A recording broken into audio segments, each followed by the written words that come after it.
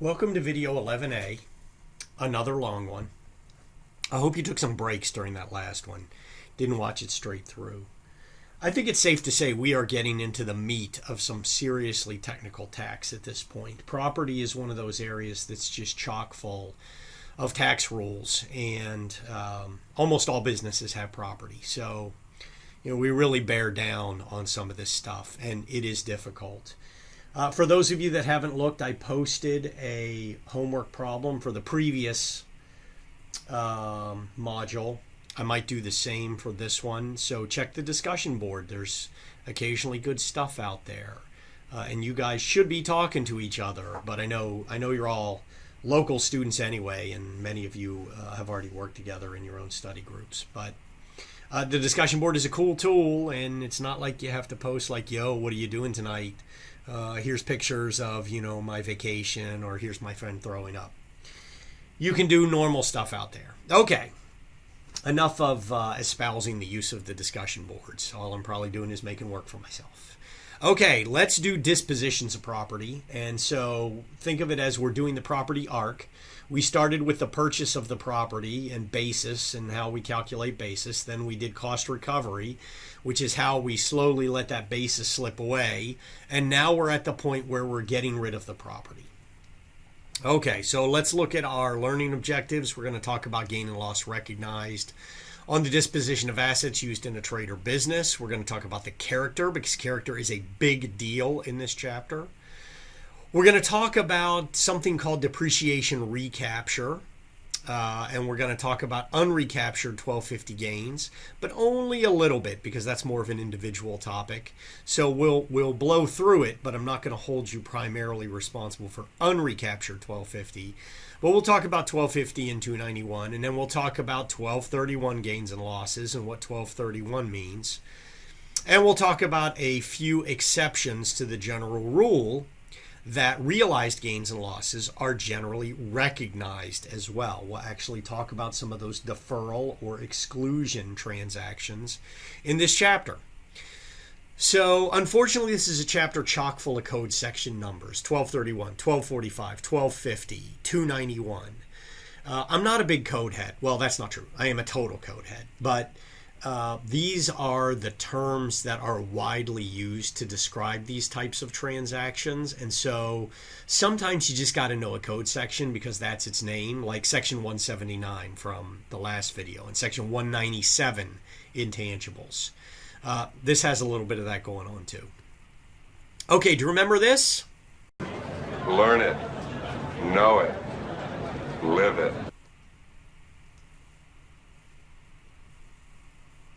It's back and it matters. So realized gain and loss on the disposition. So the amount of gain that you realize is generally the amount realized minus the adjusted basis.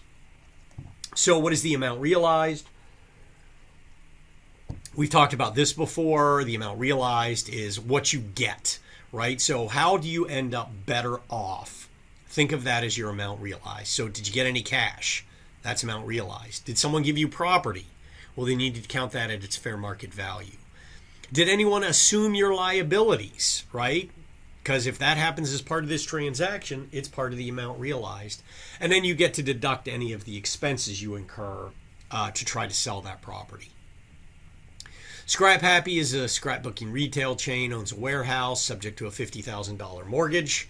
A company comes in and says, hey, we're going to buy that warehouse from you. We'll give you $15,000 in cash.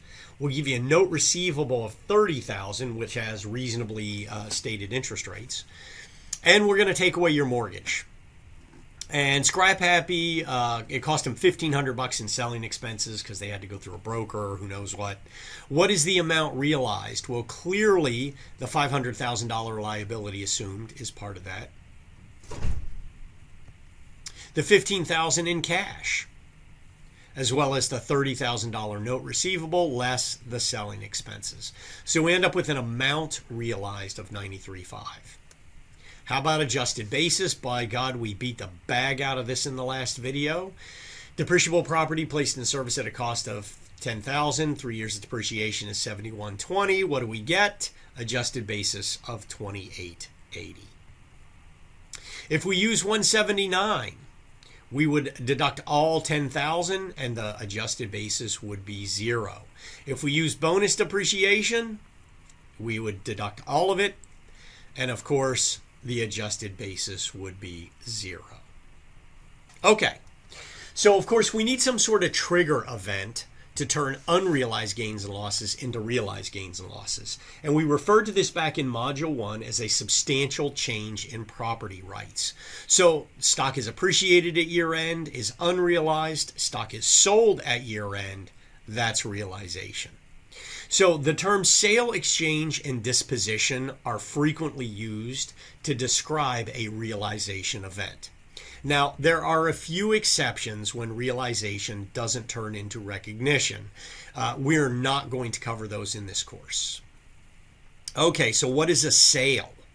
A sale, because remember, it's sale, exchange, or disposition. A sale is the transfer of property for money, a mortgage, note, or other promise to pay money. An exchange is the transfer of property for other property or services.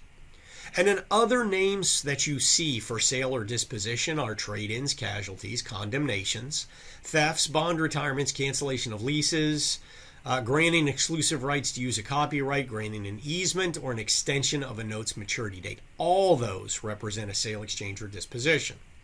So if we see that language, we know we have an event. We know we need to calculate the gain or loss. So we might need more, but for sure, we know that's a good place to start. So the transfer of property and satisfaction of a liability is also a realization event. Abandonment is a realization event. However, demolition is not a realization event. So if you destroy your own property purposefully, that's not a realization event. Transfers between spouses are not realization events because, good Lord, would taxpayers abuse that privilege if it was given to them. Giving a gift does not trigger realization. Now, you need to be a little bit careful if you do a sale at less than fair market value, because then you might have part sale, part gift, and you might end up with something funky. So this is pretty common with charitable donations of property. Let's say you were a farmer and you wanted to give your property to the Boy Scouts or the Girl Scouts or whatever it might be. But you don't want to give it away lock, stock, and barrel. So instead, you're going to give it to them at a bargain purchase price. Well, part of that would be a charitable donation, aka a gift, but another part of that would simply be a sale. And so you end up having to bifurcate that amount. We're not going to do that in this class, but that's what you would have to do. All right, so I love a good summary. So here's a summary of what we've discussed so far. And this is really all a repeat of what we've discussed already, at least in my opinion. Learn it, know it, live it. Okay. As previously mentioned, recognized gain or loss is one that increases the taxpayer's gross income. Of course, a loss decreases. And we know that the world of realized gains and losses, really the vast majority are recognized gains and losses as well. So remember talking about character, right? And we said, character counts and there are rate differentials, and those rate differentials make a difference to the amount of tax you pay. So Hogwarts generates a long-term capital gain of $55,000 and a short-term capital loss of $100,000, $400,000 of ordinary income. Because Hogwarts is a corporation, it does not adjust their taxable income. There's no carryback. The only way for Hogwarts to recognize this loss is through the generation of a capital gain. But one of the problems Hogwarts is going to run into is, as a corporation, remember, property used in a trade or business under 1221 is not capital property. So how on earth is Hogwarts ever going to generate enough capital gain to capture that capital loss? Okay, so most gains and losses are ordinary, and they come from the sale of ordinary assets. Capital gains and losses generally come from the sale of capital assets. Now we're going to deal with some of these exceptions, right? I introduced these at the beginning: 1231, 1245, 1250, unrecapped 1250, collectibles in section 291. These all affect the way we characterize a gain or loss on the sale of property. So here's a repeat of 1221. We've covered this territory. Bring your attention to number 2, trade or business property. That's going to be a big deal in this video. Okay. So ordinary assets are everything that's not a capital asset. We've seen this chart before. And as you recall, back then I circled 1231 and I said, hey, you know what? We're going to deal with that later. Well, okay, here we are. It's time to pay the piper. We're going to deal with 1231 there under trade or business. Okay, so we're going to blow this schedule out. We're going to focus somewhat on individuals and for sure on corporations. So 1231 assets. 1231 assets, let's go back and look at this, right? Because remember it says trade or business, holding period long term, more than 1 year. That explains it. 1231 assets are depreciable assets and land used in a trade or business and held for more than 1 year. So you can break 1231 down into its 3 components. The first component is pure 1231, and that's land because it's not depreciable. The second category underneath 1231 is section 1245 property, which is personal property and intangibles. And then the third and last component of section 1231 property is 1250 property, which is real property that's not land. So it has to be depreciable real property. So the rules under 1231 is when you have a bunch of trade or business property and you sell it, you net together all your 1231 gains and losses for the year. If it's a net gain, it's treated as a long-term capital gain, a section 1231 long-term capital gain. That doesn't mean those assets were capital. They, in fact, are not capital, but you treat it as a long-term capital gain. If, on the other hand, you net all your 1231 gains and losses for the year together and you end up with a loss, you treat that as an ordinary loss. Okay, now we're going to see that some of these 1231 gains might get recharacterized as ordinary income under depreciation capture rules, but we'll get there later on in this video. So what's not part of 1231? Trade or business property held 1 year or less. Inventory, accounts receivable, none of those things are 1231. So again, let me reiterate, if you net everything together and it's a gain, it's a capital gain. If you net everything together and it's a loss, it's an ordinary loss. Okay, so I've covered up some things that we don't understand yet, but here is the netting process that you can follow to figure out whether you have what the character of your gain or loss is. Okay. So let's remind ourselves about what we discovered in Chapter 7, because under 1231, net gains are capital, net losses are ordinary. Do you remember this? Where we said, hey, what kind of gains do you want? Well, under Chapter 7 rules, we said, you know what? If I have a gain, I want that to be a capital gain because I get preferential rate treatment. And if I have a loss, I want that to be an ordinary loss because I get a greater tax savings. And look at what 1231 grants to us. That exact treatment. Woohoo! Okay, so Bill has a number of 1231 assets, right? So Bill's operating a business because otherwise they wouldn't qualify as 1231 assets. And he wants to sell them. So if you look at assets A and B, those are both going to be sold at a loss. And if you look at assets C and D, those are both going to be sold at a gain. So, but again, these are all 1231 assets. So what do? We net everything together. We end up with a net gain of $700, right? So my losses are $5,000. My gains are $5,700. So I have a net gain of $700. And Bill's going to treat that as a capital gain under 1231. And since Bill is an individual, and we're just going to assume he's in the right tax bracket, he's going to pay 15% on those gains. But either way, he gets preferential treatment on them. And so he is psyched.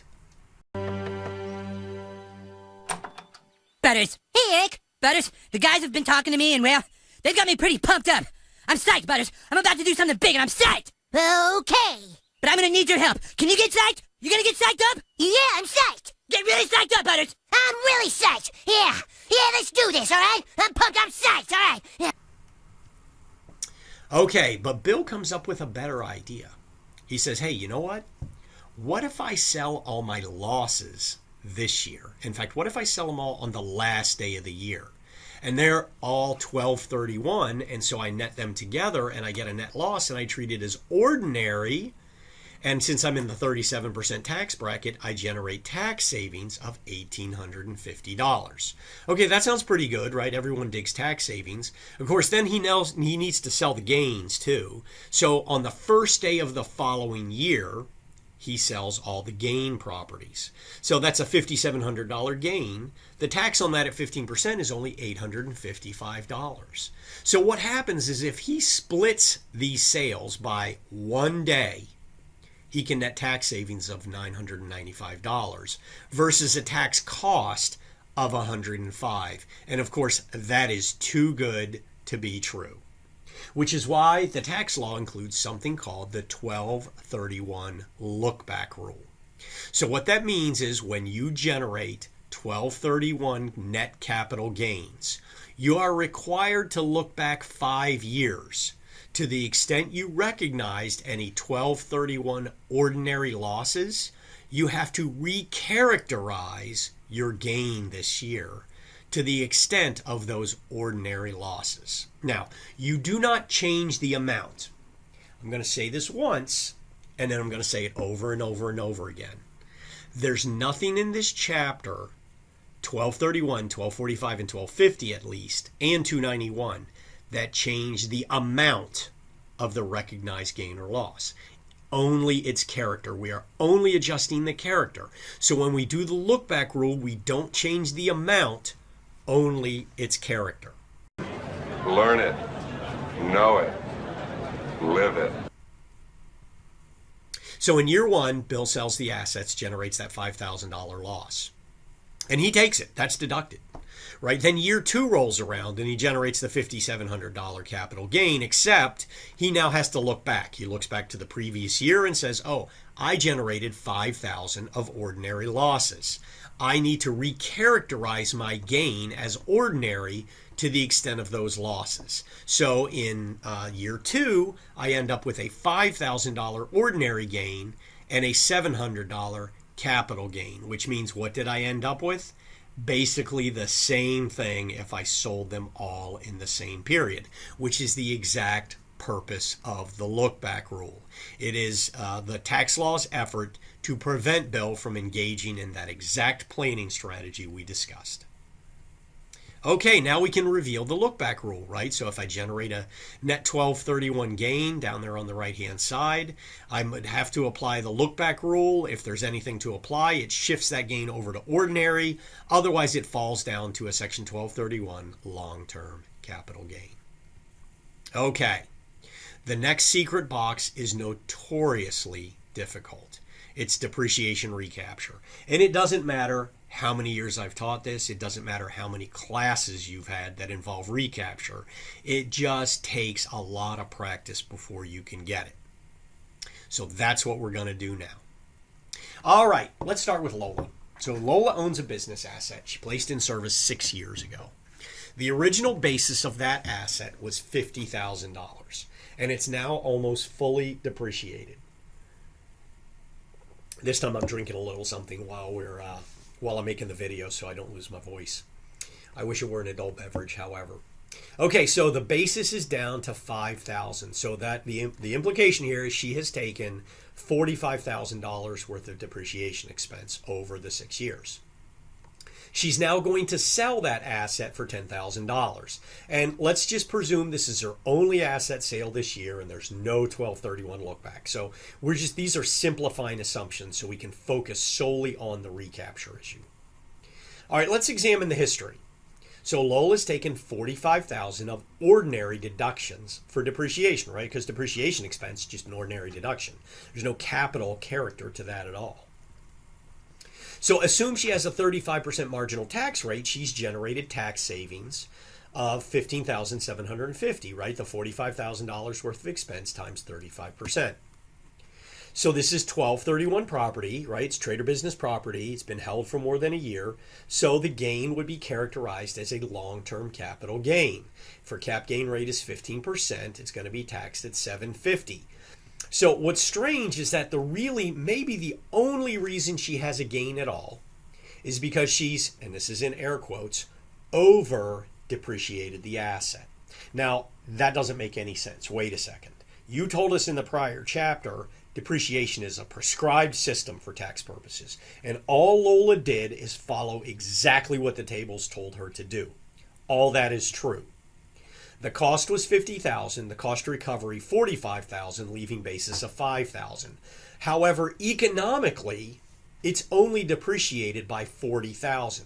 So recall that depreciation is just an artificial system. This asset has really only lost $40,000 of its value, which means really she just over-recovered her cost. 1245 is simply an attempt to fix that problem. Okay, so what is 1245 property? Remember, it's a subset of 1231. So it's personal property and amortizable intangible assets that are used in a trade or business. And what happens is you calculate the lesser of the gain recognized on the sale or the accumulated depreciation, and you recapture that. Now, I actually hate the term recapture because it makes me think that you adjust the gain amount. I like the term recharacterize. So you recharacterize that 1231 gain as an ordinary gain. So it feels just like the lookback rule. Any remaining gain is 1231 gain. There is no recapture on assets sold at a loss because in theory you under depreciated that. Okay, so another way of thinking about this, and the way I like to think of it is, you're going to treat the gain as ordinary for the lesser of the gain amount or, not of, but or depreciation taken. All right, here's Lola. So remember, she sold it for $10,000, so her amount realized is $10,000. Her adjusted basis is $5,000. Her realized and recognized gain is $5,000. She's taken depreciation of $45,000. Okay, it says to treat as ordinary the lesser of the gain or the depreciation taken. Well, the gain is $5,000. The depreciation taken is $45,000. We're going to treat the lesser of those two as ordinary. So we characterize that as ordinary gain, $5,000, leaving nothing for 1231 gain because our entire gain was only $5,000. Okay, let's do another iteration. Let's assume that Lola sold it for $40,000, not $10,000, but $40,000. Her basis is $5,000, therefore her realized and recognized gain is $35,000. She's taken $45,000 of depreciation on the asset. So we treat the lesser of the recognized gain or the depreciation as ordinary. In this case, again, it is the recognized gain of $35,000. There's no other gain left, and so the 1231 gain is 0. One more iteration. Instead, Lola sold the property for $55,000. Her basis is $5,000. Her realized and recognized gain is now $50,000. She's taken $45,000 in depreciation. The lesser of those two amounts is now $45,000, which leaves $5,000 to be $1231.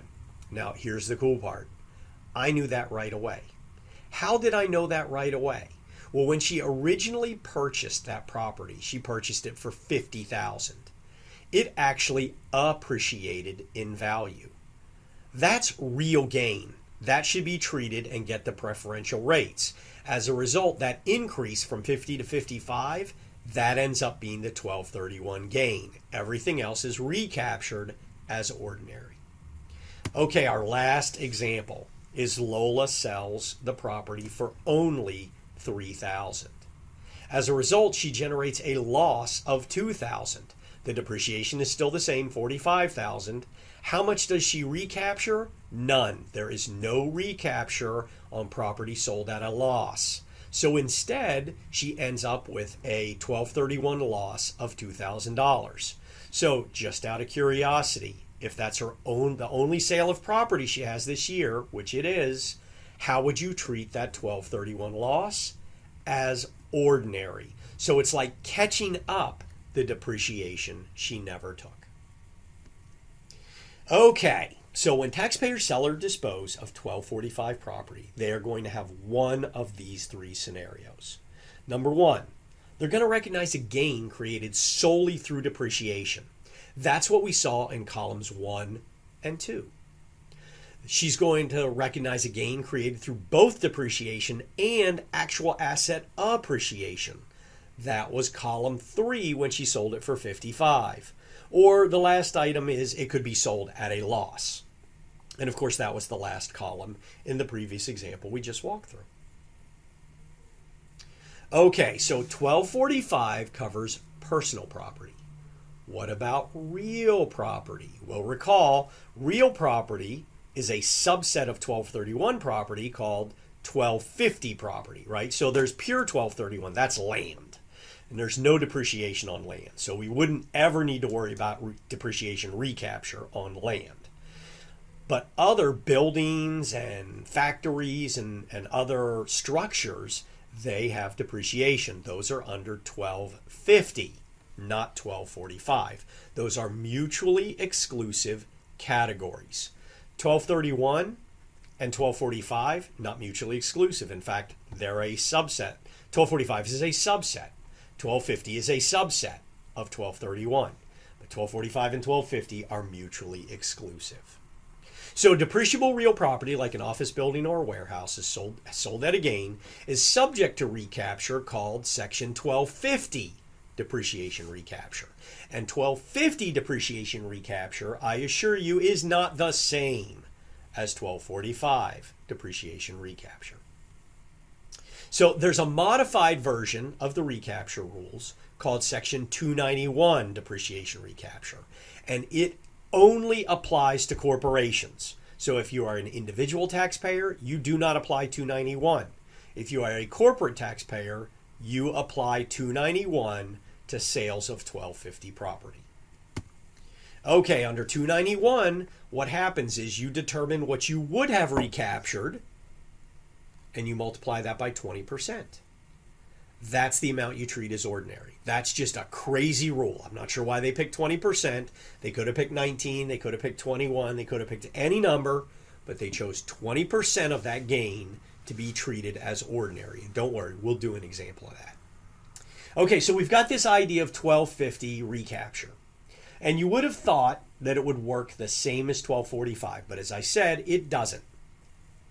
So the rules say you're only required to recapture capital gain as ordinary gain to the extent it's related to accelerated depreciation.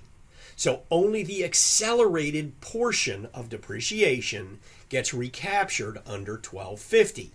Well, let's look at our depreciation tables for real property, and these are the only ones we use. Notice what they have in common. They are both straight line. We have not had accelerated depreciation now in almost 40 years. So as a result, it would be very uncommon for you to see real property that generates a 1250 recapture. But we're not out of the woods. So what happens is the rules for the sale of Section 1250 property are different if you're an individual versus if you're a corporation. So we know corporations are subject to 291. What happens to individuals? If an individual sells real business property at a gain, the unrecaptured depreciation, so that part we don't recapture, is treated as long-term capital gain. It's a 1231 long-term capital gain, but it is taxed at a 25% rate. Why 25%? Who the hell knows? They're just applying some form of penalty for that over depreciation. So we're not making you treat it like ordinary, but we are going to make you treat it like 25% long-term capital gain. If a corporation does it, we apply 291. We take the unrecaptured depreciation, we multiply it by 20% and treat that as ordinary. The rest stays 1231 long-term capital gain. Now remember, for corporations, there's no preferential rates. So we're really not generating any differences in tax as a result of the bifurcation of that gain into an ordinary piece and a long-term capital gain piece, but we are creating, or I should say lessening, the amount of long-term capital gains that corporation's generating, making it more difficult for them to offset any net capital losses. Okay. So whether unrecaptured is a word or not, I don't think so. I've never been able to find it in a dictionary, and yet that's what we use in the code. All right, now we're going to redo the Lola example, except it's real property. Now recall, Lola's an individual, so we'll apply the individual rules to this situation. Let's start in our first column. Amount realized 10,000, adjusted basis 5,000, realized and recognized gain 5,000. Yep, we've seen all that before. We're going to compare the recognized gain to the depreciation taken. We're going to treat the amount that's unrecaptured, which would be the 5,000, right? That's the lesser of the two. We just treat that as if it's a long-term capital gain taxed at 25%. The $40,000 column, right? So we sell it for $40,000 in column 2, recognized gain 35, depreciation taken 45. Look what we do. We treat the unrecaptured depreciation, the 35,000, as long-term capital gain taxed at a 25% rate. The third column, we bifurcate the gain into its two parts. The appreciated part, that's legitimate 1231 capital gain. The other part gets treated as 1231 capital gain also, but taxed at 25%. And then in the loss column, recapture doesn't apply. It's just an ordinary loss. Or it's a 1231 loss if it's the only one in the year. We characterize it as an ordinary loss. Okay. So let's compare this to the previous Lola. What is the only difference? The only difference in those two tables is in the amount on the column row E, the third column. It says unrecaptured 1250, taxed at 25%. Under personal property, under 1245, that just said ordinary. That's the only difference. That's it. Learn it. Know it. Live it. All right, let's redo Lola for a third time. Real property again, except now Lola is a corporation. Okay, let's look at amount realized 10,000, adjusted basis 5,000, realized recognized gain 5,000, depreciation take 45,000. The unrecaptured 1250 is 5,000. We take 20% of that amount, that's $1,000. The remaining gain is treated as long-term capital gain 1231 character. Under the 40,000 amount realized, the unrecaptured 1250 is 35,000. We take 20% of that amount. We treat it as ordinary. The remaining gain is treated as 1231 long-term capital gain. In the appreciated system, we take the unrecaptured 1250 of 45, multiply that by 20%, 9,000. The remaining gain is not 36,000. What is the remaining gain? Ooh, got a little error on the slides. Why don't you think about that for a second? Think what that might be. Because remember, we do not change the amount of the gain. The gain recognized is 50,000. When I treat 9,000 as ordinary, the 1231 amount is going to be 41,000. And in the loss column, we don't do anything. Wow.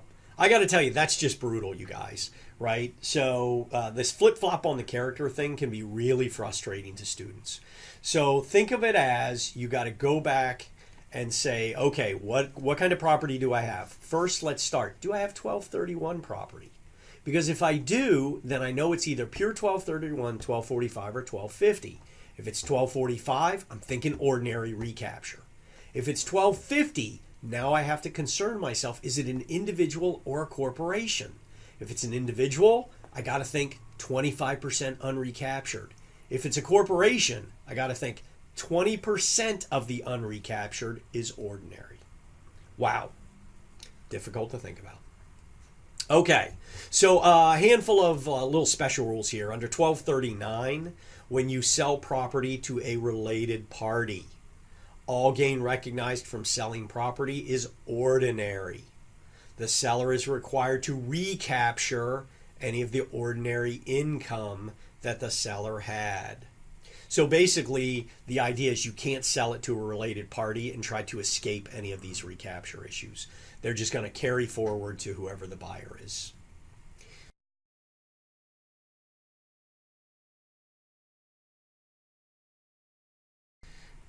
Okay, this is a great time to take a break, right? In fact, if I were a betting man, and I'm not James Holzhausen, the Jeopardy guy, I would take a break and go out and do the homework problems that relate to Recapture 1231, 1245, and 1250 before I embark on the second half of this chapter.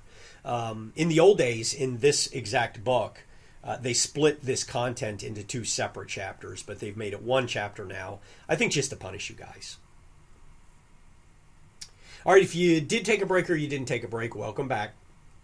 Let's do non-recognition transactions. So remember, I clued you in at the beginning of the first part of this video. I said, look, there are some transactions where you realize a gain or loss, but you may not recognize that gain or loss. Remember, that's the whole, there could be a deferral or an exclusion.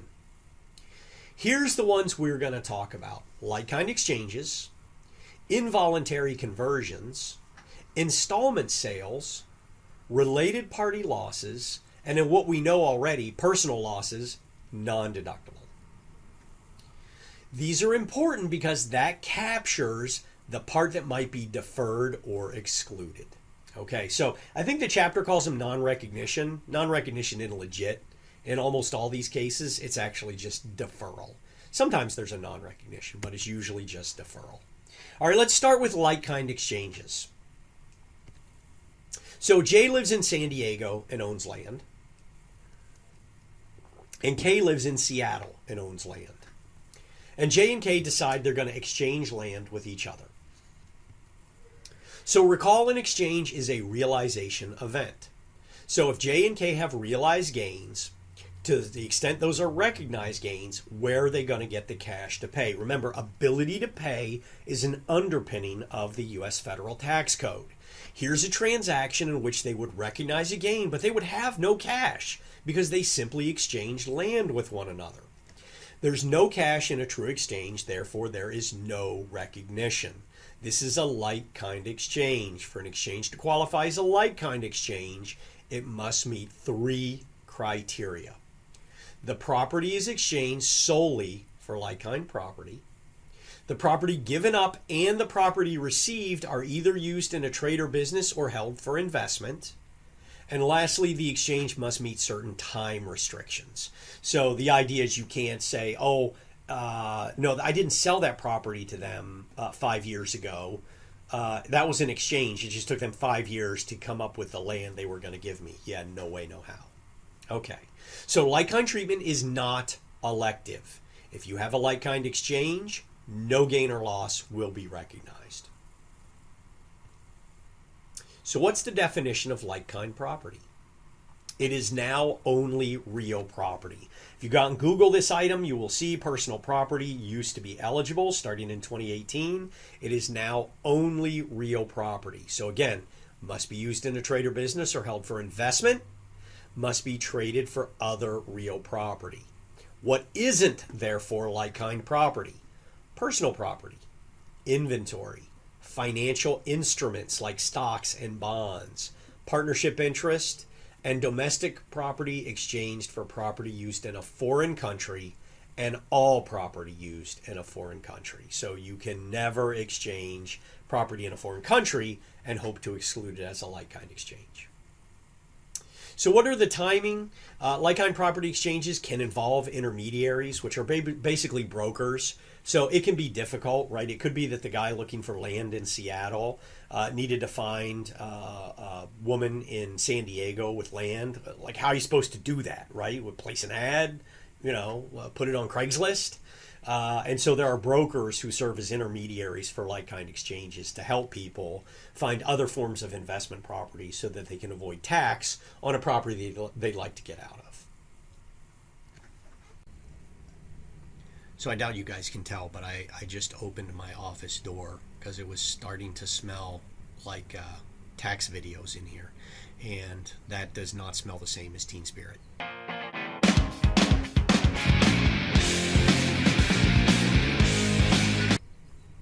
SpongeBob has a pineapple-shaped rental condo. The basis, his basis is $25,000. The fair market value is $200,000. Patrick owns a rock-shaped rental condo in Tahoe. The value of that condo is $150,000, and Patrick's basis is $100,000. So SpongeBob and Patrick decide they're going to exchange their condos. But notice that Patrick's condo is worth considerably less than SpongeBob's. So they decide that SpongeBob is going to get both the condo in Tahoe and sweeten the deal with $50,000 in cash. And of course, Patrick is just going to get the pineapple worth $200,000. So since it's a like-kind exchange, right, we clearly have property held for trade or business or investment, exchanged for the same. It's all real property, so it seems to qualify. So as a result, SpongeBob assumes, hey, no tax. In the meantime, he walks away with $50,000 in his pocket. So he's going to go buy a bag of shrooms and go to Reno and spend it at the casinos. All right, so let's look at how this exchange is working. Notice that SpongeBob is giving up $200,000. SpongeBob is getting a condo worth $150 and cash worth $50 or $200,000. Because an underlying presumption of all like-kind exchanges is that the fair market value of the property being exchanged is equal. Patrick gives up his condo worth $150 and cash of $50 and gets a $200,000 condo. So you can see in both cases the fair market values do in fact equal one another. So SpongeBob ends up getting cash, right? Buys his shrooms and goes to Reno. He clearly has the ability to pay, doesn't he? So I call that the Shrooms Vegas paradigm. Now in this case it's Reno. But typically when a taxpayer has a sale, exchange, or disposition, and they end up with cash in their pocket to go buy shrooms and go to Vegas, they generally also end up paying the tax. Okay, so does this destroy the like-kind exchange? Well, the answer is no. What happens is we treat that non-like-kind property as boot. Now, who made up the word boot? I haven't the foggiest idea, but that's what we call it. So we treat it like boot, which means we will recognize our realized gain to the extent of boot received. So let's look at SpongeBob. The amount realized, $200,000. His basis was $25,000. His realized gain, therefore, is $175,000. How much boot did he receive? Well, he received $50,000 in cash. Therefore, he'll recognize gain of $50,000. The remaining gain will be deferred. The remaining $125,000 until at some point SpongeBob sells that property or he dies. Patrick, on the other hand, the amount realized, he gets a condo worth $200,000. Recall his basis in the condo was $100,000. Well, why is his basis reflected as $150? Because recall he also gave up $50,000 in cash. So as a result, his realized gain is $50,000. He did not receive any boot. He only paid boot. As a result, all of his gain is deferred.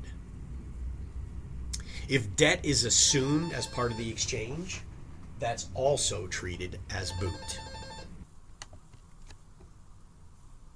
Okay, how would we now measure the basis of the property that you receive as part of the exchange, right? So think about it. Normally when you buy something, your basis becomes your cost in that item. But now we've done a like-kind exchange, I don't even know what the cost would be. It's a little bit like gift basis. So in any event, the general rule says when there's a non-recognition transaction, the basis carries over. So think of that as whatever the basis was in the old property, that's going to be the basis in the new property. But we have to adjust that for boot and for gain. So if we have a gain, then we have boot received. So we take the basis of the old plus the gain recognized minus the boot received. If, on the other hand, we gave boot, well, there's no gain to worry about. So you take the old basis plus any boot you gave away. Just like Patrick, he gave away that $50,000 of boot. So when we think about SpongeBob's situation, his basis in the old condo was $25,000. He recognized a $50,000 gain. He received $50,000 in boot. His new basis is the carryover basis of $25,000. Patrick, his old basis was $100,000. He's now an additional $50,000 of cash in because he gave up the boot, so his new basis is $150,000. Another way of calculating that is to take the basis in the like-kind property, so your new basis equals the fair market value of what you received, less any deferred gain, or plus any deferred loss. And if you redo the math on these, you will see that that works just like it says. Okay, our next non-recognition, even though it really is just a deferred recognition transaction, is something called an involuntary conversion. So Wubzy owns a building that he leases to a major department store. And on June 1st, 2016, the building is completely destroyed by fire. However, Wubzy has insurance, and the insurance pays him $1.2 million. So he owned a building, and now he has cash of $1.2 million. His adjusted basis in the building that burned was $900,000. But Wubzy is like, yeah, I want to stay in business, so I'm going to build a new building. And that new building is going to cost him $1.3 million because, that's just how prices are. So what is Wubzy's realized and recognized gain or loss? And what is his basis in the new building? Because a conversion is a sale, exchange, or disposition, which means we have to do amount realized minus adjusted basis. Learn it. Know it. Live it. So the amount realized is $1.2 million. That's what he received from the insurance company. His adjusted basis was $900,000. That's a realized gain of $300,000. If he's forced to recognize this gain, it would be $300,000, but there's no cash, right? Wubzy's not buying shrooms. He's not going to Vegas. There's no cash available. Guy's 12 kids. It's not funny. This is sick. This is a sick movie. That's a lot of responsibility to be joking about. That's not funny. I gotta turn this off. It's freaking me out. There are 5 different types of chairs in this hotel room. This is why the involuntary conversion rules permit a deferral on any gains.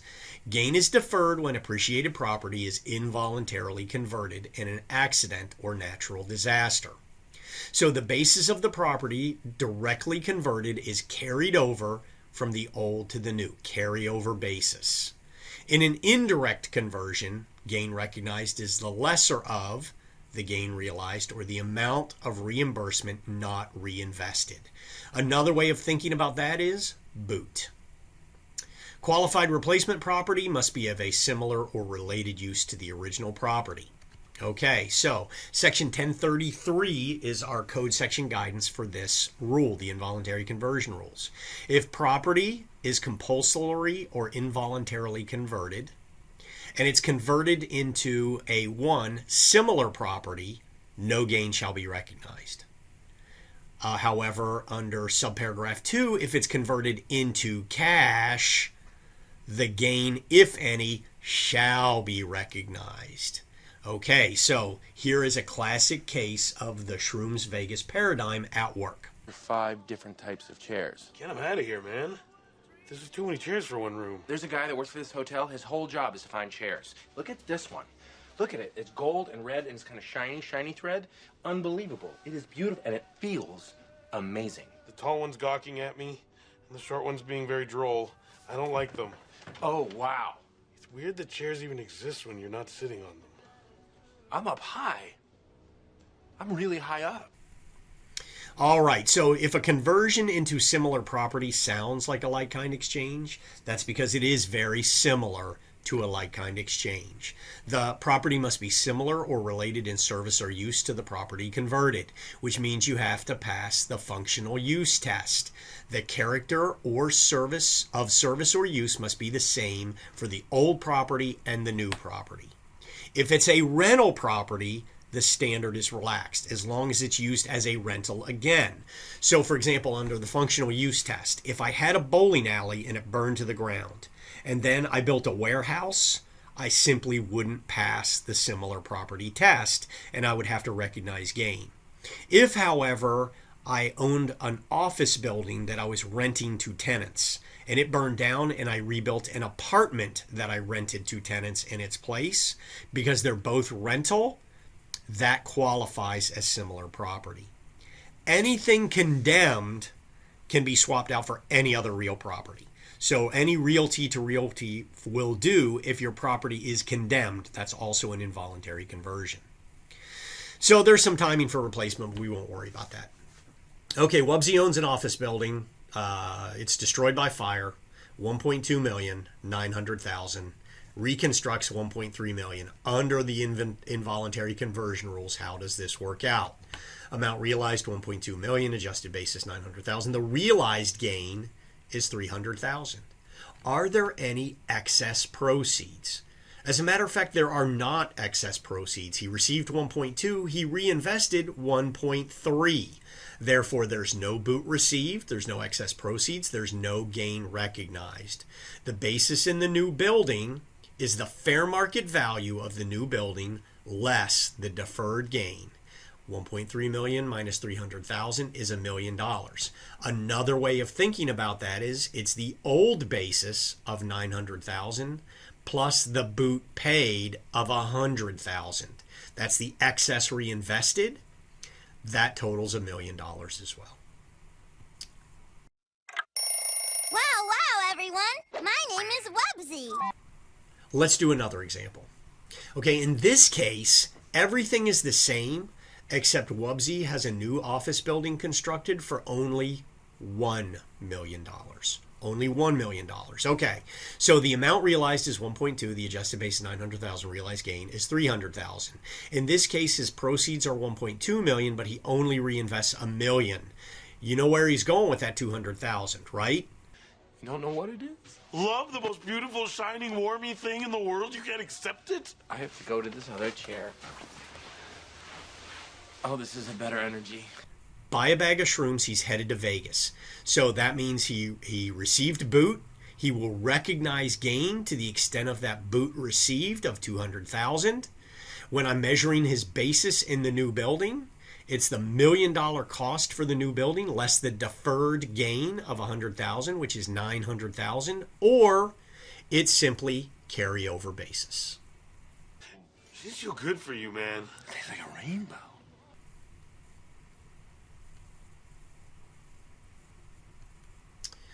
Okay, let's shift to our next non-recognition, which is clearly just a deferral, as were the previous ones.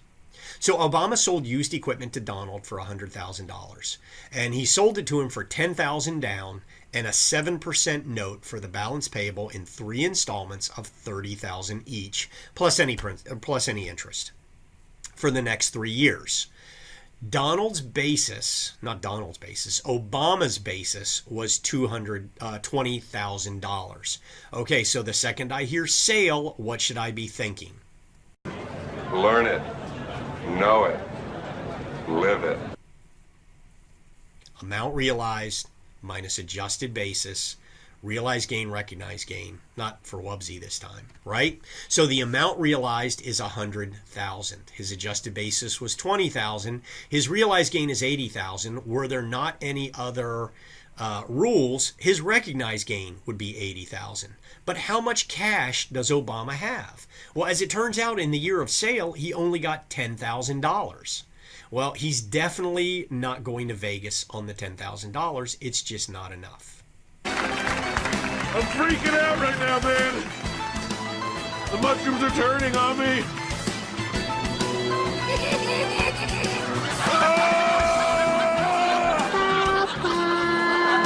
I'm not your papa.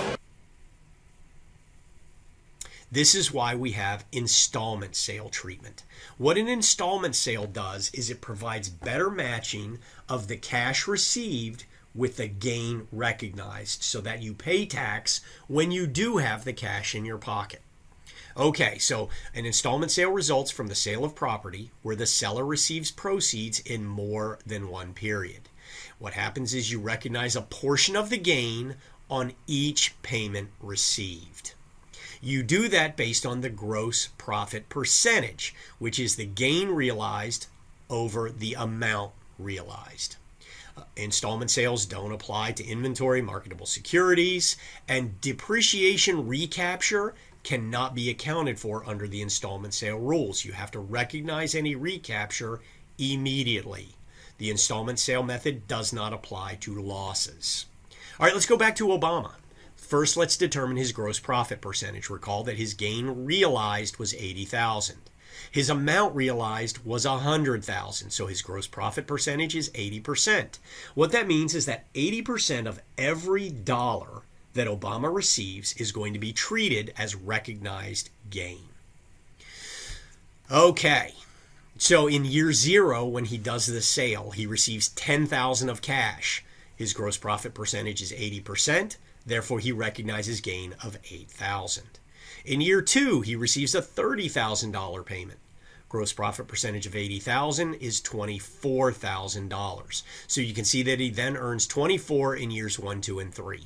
The total amount of gain recognized should always match the realized gain, right? The installment sale method does not change the amount of gain. It simply changes its timing. Learn it. Know it. Live it. 2 important notes. Interest is always recognized separately. So recall that this typically involves a note of some form. The interest would be recognized separately. If in fact there's no interest stated on the installment sale, you get into that messy imputed income issue. And again, the amount of the gain doesn't change, only the timing. Okay, again, what about recapture? As I mentioned earlier, that must be recognized in the year of sale. So let's assume that the original cost to Obama was $70,000 and his basis was $20,000. So he must have depreciated that property by $50,000. So when he sold it for $100,000, his realized gain was $80,000. He has to recapture, if it's 1245 property, $50,000 of that, because that's the amount of depreciation. That'd be recognized as ordinary, which means only $30,000 of the gain is left to be recognized using the installment method. That would change his gross profit percentage to 30%, which means it would look something like this. So in year 0, the gross profit percentage is 30% of $10,000 or $3,000, but he is forced to recognize all the other recapture. Then in the subsequent years, $9,000, $9,000, $9,000. Notice the total. Taxable gain under the installment method, $30,000. Taxable gain under recapture, $50,000. The total is the same, $80,000 as the realized gain. Okay, our next area has to do with related party losses. So Donald owns 100 shares of stock in MySpace. He purchased it at $100 a share. It's now worth $2 a share. So he wants to recognize the loss, but he's not quite ready to give up on MySpace, thinking it could be the next Twitter. And he knows the wash sale rules will get him if he sells it and rebuys it. Remember the wash sale rules from Chapter 7, the previous module.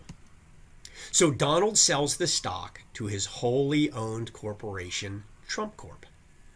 As a result, the $200 amount realized minus the $1,000 of adjusted basis, and I think I'm missing a 0 from both of those, but don't worry about it. That should be $2,000 and $10,000, but neither here nor there.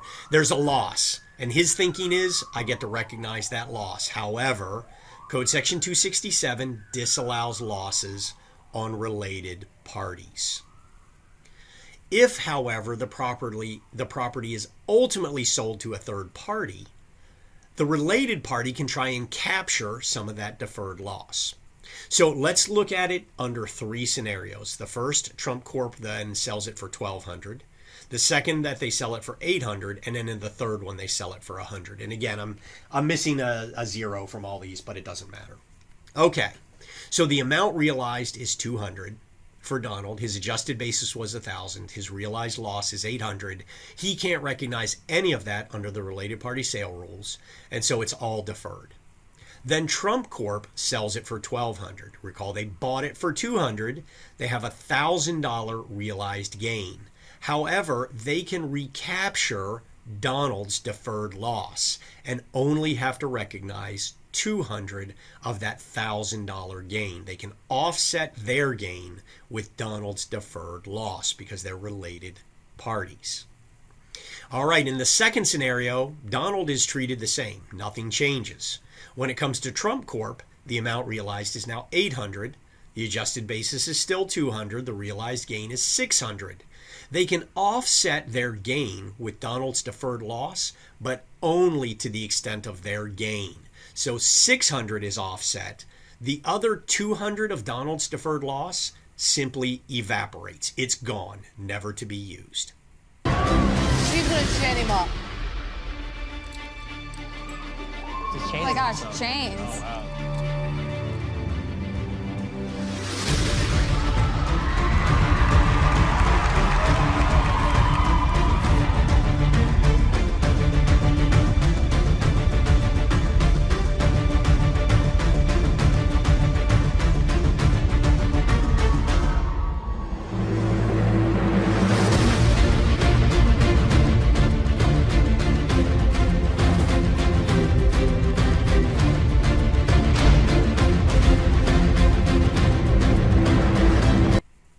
In our third scenario, Donald is the same. In this case, Trump actually sells it at a loss. As a result, they cannot recapture any of Donald's deferred loss, and all 800 of that just evaporates into thin air. That brings us to the end of a difficult Chapter 11. This is a tough module, you guys. The homework will be out there. I suggest you practice it. If you have questions, ask each other or post them on the discussion board. Thanks for watching.